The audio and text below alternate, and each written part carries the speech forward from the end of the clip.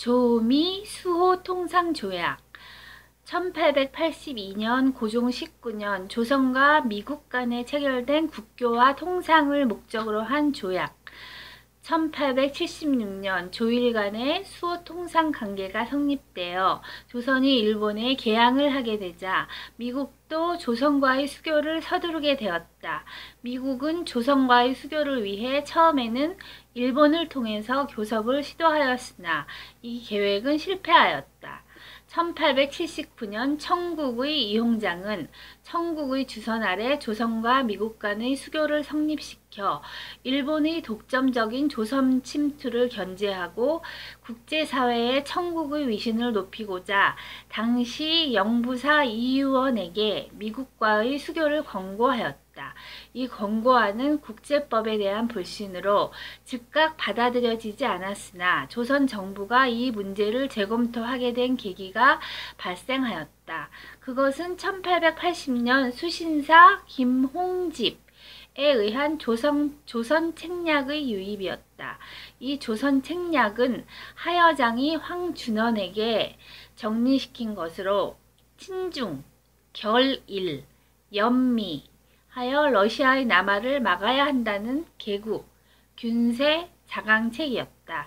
조선 책략은 조선 정부 내에 큰 영향을 미쳐 조선의 대외 정책이 개국 정책으로 전환하는 결정적인 계기가 되었다. 조선 정부는 이홍장의 주선으로 1882년 5월 22일 제물포에서 조선 측 전권 대신 신헌과 미국 측 전권 공사 슈펠트 간의 전문 14간으로 이루어진 조미 수호 통상 조약을 체결하였다.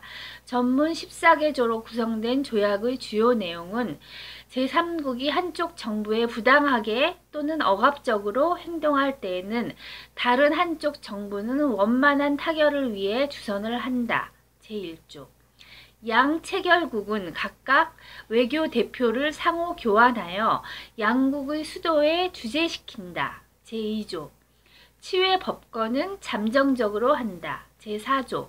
수출입 상품에 대한 관세 부과권은 조선 정부에 속한다. 제5조. 거류지는 조선 영토의 불가결한 부분이다. 제6조.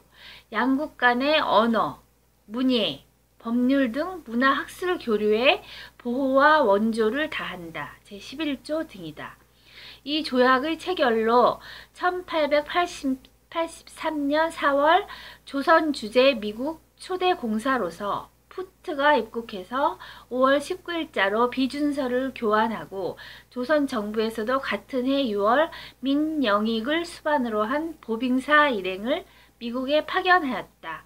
이로써 조선은 비로소 구미 자본주의 국가의 직접적인 문호 개방을 하게 되었고 양국의 역사적 교류가 시작되었다. 이후 영국, 독일 등 구미 제국과의 조약은 거의 이 조미 수호 통상 조약을 준용하였다.